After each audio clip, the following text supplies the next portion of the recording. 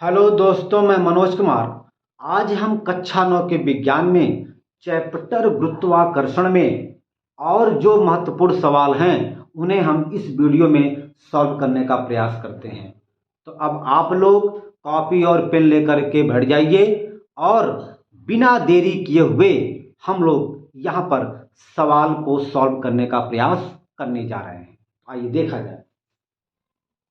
देखा जाए। ये पहला सवाल है। कह रहा है कि एक गेंद को ऊपर की ओर टावर की जमीन से 20 मीटर प्रति सेकंड के वेग से फेंका जाता है। तब टावर पर 15 मीटर की ऊंचाई पर लगी खिड़की से गेंद कितने समय बाद गुजरेगी। इसमें जी का मान दिया गया है 10 मीटर प्रति सेकंड स्क्वायर। यहां पर एक टावर दिया गया है। आइए हम लोग लॉजिक से फिगर को बनाते हुए फिर लॉजिक को लगाते हुए सवाल को सॉल्व करने का प्रयास करते हैं ताकि सवाल आसान हो जाए। ठीक है ना? आइए देखा जाए।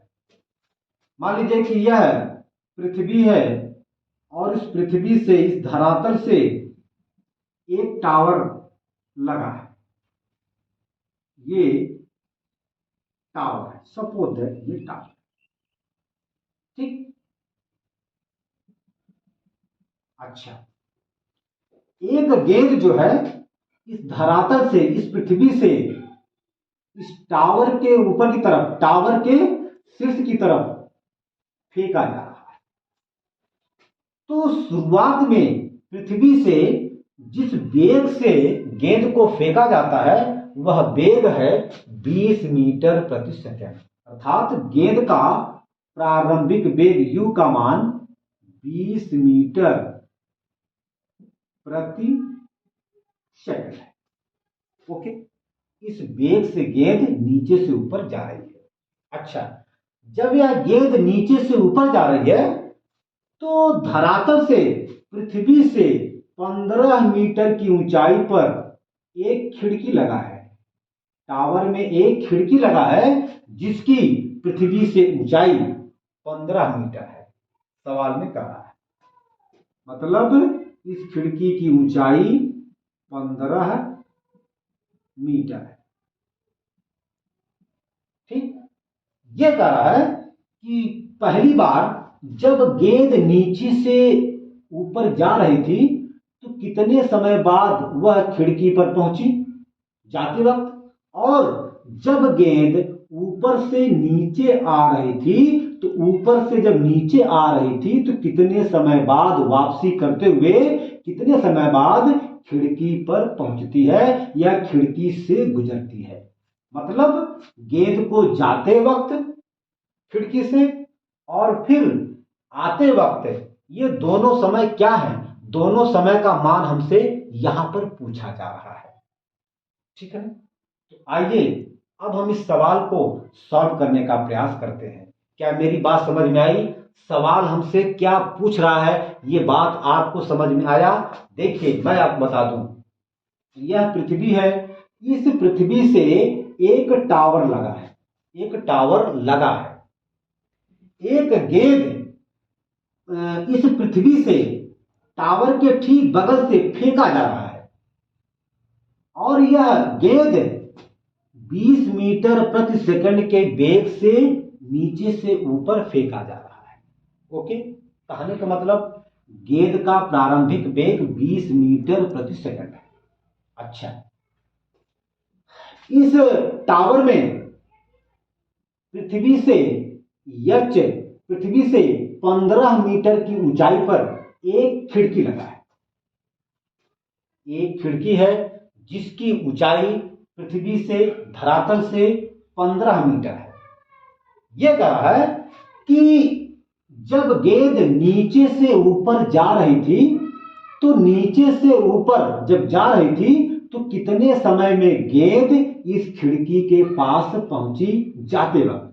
गेंद नीचे से ऊपर जाते वक्त कितने समय में इस खिड़की के पास पहुंचती है। इसके बाद जब गेंद ऊपर पहुंच जाती है तो ऊपर से नीचे आते वक्त, गेंद ऊपर से नीचे आते वक्त कितने समय में इस खिड़की से गुजरती है। कहने का मतलब जाते वक्त क्या समय लगता है और आते वक्त क्या समय लगता है गेंद को इस खिड़की से गुजरते वक्त, गुजरते समय, यही हमें समय यहां पर प्राप्त करना है, निकालना है। आइए देखा जाए। यहां पर सबसे पहले हम लोग जो है ना, अच्छा एक चीज और, जब गेंद नीचे से ऊपर जाएगा तो ऊपर जब जाएगा तो यहां पर जैसे गेंद टावर के सिरे पर पहुंचेगा उस समय गेंद का अंतिम वेग शून्य हो जाएगा, 0 हो जाएगा। क्या मेरी बात आई समझ में? जैसे गेंद नीचे से ऊपर गया तो जैसे ही यह टावर के सिरे पर गेंद पहुंचता है उस समय गेंद विरामावस्था में आ जाता है। विरामावस्था में आने का मतलब यह हुआ कि गेंद का अंतिम वेग स्मॉल v का मान 0 हो जाता है। अब ये कंफर्म हो गया कि गेंद का प्रारंभिक वेग 20 मीटर प्रति सेकंड, गेंद का अंतिम वेग 0 मीटर प्रति सेकंड है। ओके, चलिए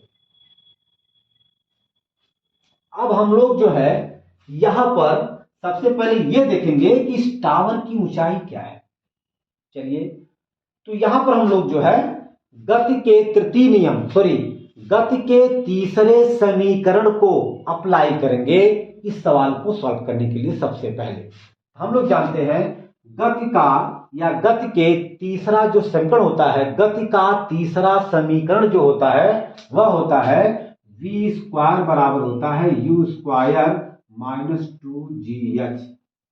ध्यान देंगे, मैंने आपसे कई बार कहा था जब कोई वस्तु नीचे से ऊपर जाती है तो उसके लिए जो भी हम लोग गति के समीकरण को यूज करते हैं वह माइनस वाला होता है। क्यों? क्योंकि जब कोई वस्तु नीचे से ऊपर जाती है तो उस समय उस वस्तु का गुरुत्वीय त्वरण घटता जाता है, अर्थात निगेटिव गुरुत्वीय त्वरण लिया जाता है, जिसकी वजह से यह समीकरण माइनस वाला यूज किया जाएगा, अर्थात v स्क्वायर बराबर आपका हो जाएगा u स्क्वायर माइनस 2gh।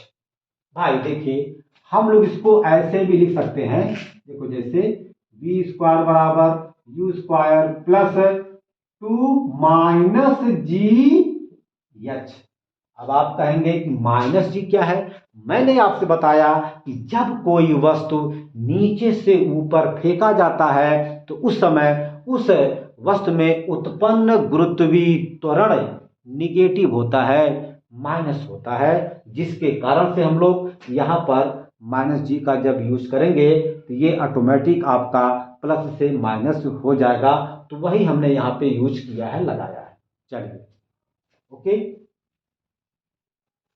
देखा जाए।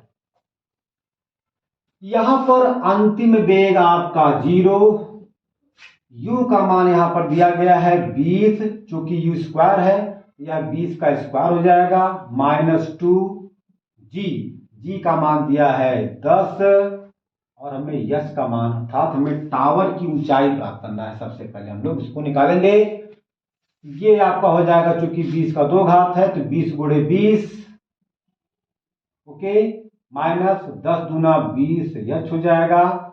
अब हम चाहते हैं कि माइनस 20 h बराबर के बाईं तरफ आ जाए। तो जब यह माइनस 20 h बराबर के बाईं तरफ आएगा तो इसका चिन्ह माइनस से प्लस हो जाएगा, हो जाएगा 20 h बराबर, ये आपका हो जाएगा 400, या छोड़िए 20 गुणे 20 h बराबर आपका हो जाएगा। देखिए यह 20 h में क्या है? गुणे में है। तो जब यह 20 बराबर के बाईं तरफ, जब यह 20 बराबर के दाईं तरफ जाएगा तो यह गुणे से बटे में हो जाएगा। यह आपका हो जाएगा 20 गुणे 20 बटे 20, यह 20 इस 20 से कट जाएगा, h बराबर 20 मीटर। ठीक है ना, ये आपका हो गया। ये 20 मीटर जो टावर की ऊंचाई है ये बता रही है कि गेंद इस खिड़की से 2 बार गुजरेगा। एक बार जाते वक्त, एक बार वापस आते वक्त। तो जाते वक्त क्या समय होगा और आते वक्त क्या समय होगा, इसी समय को हमें प्राप्त करना है, निकालना है। ठीक है, तो आप पहले पहले इसको नोट करिए, फिर हम चलते हैं। अच्छा चलिए भैया, अब देखा जाता है। यहां पर खिड़की की ऊंचाई दिया गया है 15 मीटर। तो हम लोग एक सूत्र जानते हैं, एच बराबर होता है UT, UT minus half GT square. Okay, फिर वही बात है, यहां पर माइनस ये बता रहा है कि कोई वस्तु अर्थात गेंद नीचे से ऊपर जा रही है। चलिए भैया, यश का मान दिया गया है 15। ये 15 क्या है, ये 15 खिड़की की ऊंचाई है। हमें यह गेंद खिड़की तक जब पहुंच रही है तो खिड़की तक पहुंचने में इस गेंद को क्या समय लग रहा है, ये हमें प्राप्त करना है। और फिर जब यह गेंद ऊपर से नीचे आती है तो ऊपर से नीचे आते वक्त खिड़की के पास जब गेंद पहुंचती है उस समय क्या समय गेंद को लग रहा है, ये हमें प्राप्त करना है। तो भैया यहां पर यू का मान दिया गया है 20, हमने इसको निकाला है, नहीं दिया भी है, ये आपका दिया, सॉरी ये आपका गुणे टी माइनस 1/2, जी का मान दिया गया है 10, ये आपका टी स्क्वायर। चलिए भैया, 2 एक कम 2, 2 पच्चे 10, ये आपका हो जाएगा 15 बराबर 20 टी माइनस 5 टी स्क्वायर आपका हो जाएगा। ओके, चलिए भैया, अब हम चाहते हैं कि ये टोटल का टोटल बराबर के बाई तरफ, सॉरी हाँ बाई तरफ, ये टोटल का टोटल बराबर के बाई तरफ चला आए तो इनके चिन्ह आपस में बदल जाएंगे। देखिए, जब यह -5t² बराबर के बाई तरफ आएगा, इसका चिन्ह जो माइनस है इसका चिन्ह प्लस हो जाएगा, 5t²। इसका चिन्ह प्लस छिपा है, अर्थात 20t का जो चिन्ह यहां पर है वह प्लस है जो कि छिपा है। तो जब 20t बराबर के बाईं तरफ आएगा इसका चिन्ह प्लस से माइनस हो जाएगा, आपका हो जाएगा -20t, और ये आपका पहले से 15 है बराबर। अब इधर बच गया 0। भाई जब यह टोटल का टोटल बराबर के बाईं तरफ चला आया तो यहां क्या बचेगा, 0 बचेगा, अर्थात 0 बचेगा। चलिए देखिए, यह 5, यह 20, यह 15, ये 5 से कट जाएंगे। तो ये एक नियम है, अगर किसी समीकरण के दोनों पक्षों में एक ही संख्या से भाग दें, एक ही संख्या से मल्टीप्लाई करें तो उस समीकरण के मान में कोई फर्क नहीं पड़ता। हम चाहते हैं कि यह समीकरण थोड़ा सा और सिंपल हो जाए, आसान हो जाए, तो इसके लिए हम लोग इस समीकरण के दोनों पक्षों में चाहते हैं कि 5 से भाग दे दें। चलिए भैया, भाग दे दीजिए 5 से, ये आपका कट जाएगा, हो जाएगा t², ये आपका 5 चौके 20t, ये आपका 5 यही 15, ये आपका 0। अच्छा, आप यहां पर देख सकते हैं यह द्विघात का त्रिपदी व्यंजक है। भाई यहां पर t क्या है, t आपका चर पद है, और चर पद का मैक्सिमम घात अधिकतम घात 2 है, अर्थात t का जो अधिकतम घात क्या है वो 2 है। और इसमें 3 पद हैं, 1 पद, 2 पद, 3 पद, तो इसे हम लोग कहेंगे द्विघात का त्रिपदी व्यंजक, द्विघात का त्रिपदी व्यंजक। तो इसको सॉल्व करने का एक तरीका होता है, सबसे पहले हम लोग इस समीकरण का गुणनखंड करेंगे, फैक्टर करेंगे। तो पहले आप इसको नोट करिए, चूंकि हमारे पास जगह नहीं है जिसको हम मिटाएंगे तब सॉल्व करेंगे, तो इससे पहले आप इसको सॉल्व करिए, मतलब इसको नोट कर लीजिए। हो गया बेटा, हो गया, मिटा दें, मिटा दें, मिटा दें। ओके,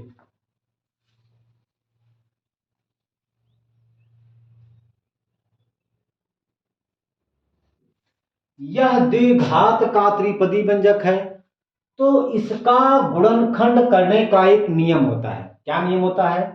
इसमें यह देखा जाता है कि इसमें बिना चर पद वाला कौन संख्या है, अर्थात टी है, सॉरी 3 है। बिना चर पद वाला संख्या 3 है भाई। इसमें चर पद टी है, इसमें चर पद टी स्क्वायर है, तो इसमें यह देखा जाता है कि इसमें कौन सा ऐसा पद है जिसमें चर पद नहीं है, अर्थात 3 है। अच्छा, दूसरी बात, अब जो है इसमें काम यह करते हैं कि बिना चर पद वाले संख्या का गुणा टी स्क्वायर के गुणांक में करते हैं।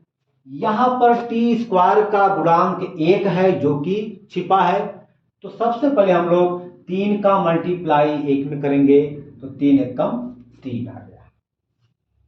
क्या मेरी बात आई समझ में? अच्छा, अब देखा जाए, अब देखिए टी का गुणांक 4 है।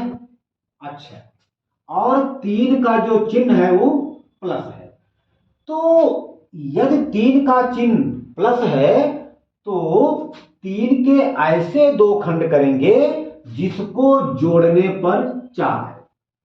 अच्छा, अब आप कहेंगे कि क्यों जोड़ा जाता है? यह डिपेंड करता है कि 3 का चिन्ह क्या है, मतलब बिना चर पद वाले का चिन्ह क्या है। तो यहां पर बिना चर पद वाले का जो चिन्ह है वह प्लस है, तो प्लस ये शो करेगा कि इनके खंडों को आपस में जोड़ेंगे। तो मैंने इसीलिए आपसे कहा कि 3 के ऐसे दो भाग करेंगे जिसको जोड़ने पर 4 मिल जाए। तो 3 को हम लोग लिख सकते हैं 3 गुणे 1, 3 एकम 3, मतलब हमने जो है 3 का दो खंड दो भाग कर दिया, 3 और 1। यदि हम 3 और 1 का आपस में मल्टीप्लाई करें तो हमें 3 मिल जाएगा। अब ये कंफर्म हो गया कि 3 के दो भाग आ गए, 3 के दो भाग हमें मिल गए। कौन कौन? 3 और 1। अब हम इनके खंडों को आपस में जोड़ेंगे, तो जोड़िए 3 + 1 बराबर 4, हमको 4 मिल गया। तो अब हम लोग इस 4 के स्थान पे 3 धन 1 लिख सकते हैं। बात वही है भाई, कान को चाहे ऐसे पकड़ो और चाहे कान को ऐसे पकड़ो, बात तो सेम है। तो हम लोग 4 को 3 धन 1 लिख सकते हैं, तो लिख दें। आइए लिखा जाए, ये हो जाएगा टी स्क्वायर माइनस, अब हम लोग यहां पर टी को पहले लिखेंगे और 4 के स्थान पे लिखेंगे 3 धन 1, 3 धन 1 + 3 बराबर 0। क्या मेरी बात यहां तक समझ में आ गई? कोई दिक्कत? चलिए अब देखिए टी स्क्वायर, देखिए अब हम इस टी से गुणा करेंगे 3 में, फिर हम लोग इस टी से गुणा करेंगे 1 में, लेकिन चिन्ह के साथ गुणा होता है, ठीक है। आइए सबसे पहले हम लोग टी का गुणा 3 में करने से पहले सबसे पहले चिन्ह का गुणा करेंगे, चिन्ह का। आइए देखा जाए, यहां पर टी का चिन्ह माइनस है और यहां पर 3 का चिन्ह प्लस है। जब हम लोग माइनस का गुणा प्लस में करते हैं तो आता है माइनस। अब जब हम लोग टी का गुणा 3 में करेंगे तो हो जाएगा 3 टी। ओके, कोई दिक्कत? चलिए अब टी का गुणा 1 में होगा, लेकिन टी का गुणा 1 में होने से पहले चिन्ह का गुणा किया जाएगा। 1 का चिन्ह प्लस, टी का चिन्ह माइनस। जब गुणा करेंगे माइनस का प्लस में तो हो जाएगा माइनस, और जब टी का गुणा करेंगे 1 में तो टी एकम टी प्लस आपका ये हो गया 3 बराबर 0। ठीक, अब आंख मूंद करके 2-2 का जोड़ा बनाते हैं। चलिए अब इसमें हम लोग कॉमन लेंगे। कॉमन मतलब क्या होता है कि जो चर पद या जो संख्या, जो चर पद या जो अचर पद दोनों में होता है उसे हम लोग आउट करते हैं, बाहर करते हैं, कॉमन करते हैं। आइए देखा जाए, यहां पर टी की 2 घात, यहाँ पर टी की 1 घात, तो 1 टी हम लोग यहाँ से कॉमन लेंगे, तो यहाँ से बचेगा टी। देखिए कॉमन का मतलब भाग, कॉमन का मतलब क्या होता है भाग। जब हमने टी से इस टी स्क्वायर में भाग दिया तो 1 टी तो कट गया, केवल 1 टी आपका बचा, माइनस जब हमने टी से इसमें भाग दिया तो टी से टी कट गया, बचा केवल 3। अच्छा अब देखिए, अब हम चाहते हैं कि अगले कोष्टक में t माइनस 3 मिल जाए। इसके लिए हम लोग यहां पर ठीक है ना कॉमन लेते हैं, और ऐसा कॉमन लेंगे कि ताकि अगले कोष्टक में t माइनस 3 ही मिले।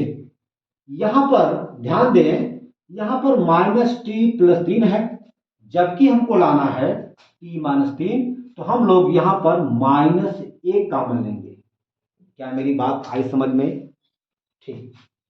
अब देखिए मैंने आपसे कहा कि देखिए जब हम -1 से -t में भाग देंगे तो यहां पे t बचेगा। जब हम माइनस से भाग देंगे माइनस में तो प्लस, जब भाग देंगे 1 से t में तो t जाएगा। अब चलिए, अब हम -1 से भाग देंगे +3 में।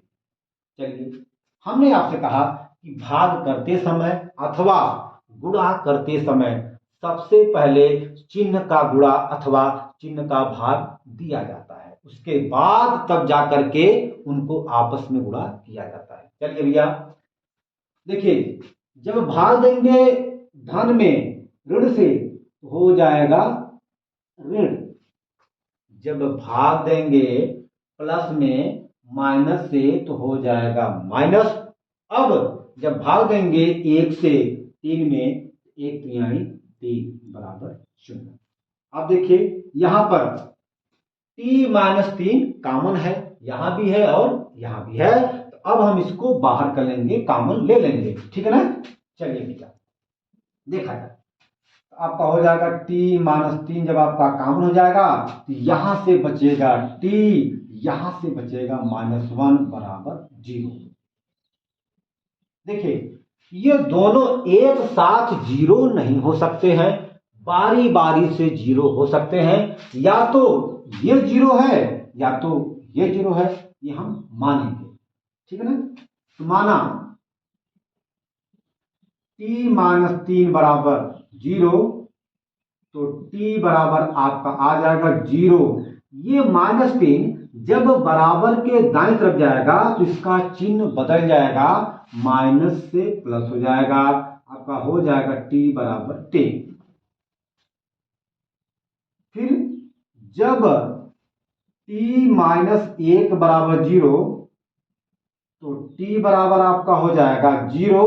देखिए ये -1 जब बराबर के दाईं तरफ जाएगा तो इसका चिन्ह माइनस से प्लस हो जाएगा, ये पक्षांतर का नियम होता है, ठीक। चलिए हो जाएगा +1, t बराबर +1 मतलब 1, ठीक है जी, अर्थात t बराबर 1, t बराबर 3।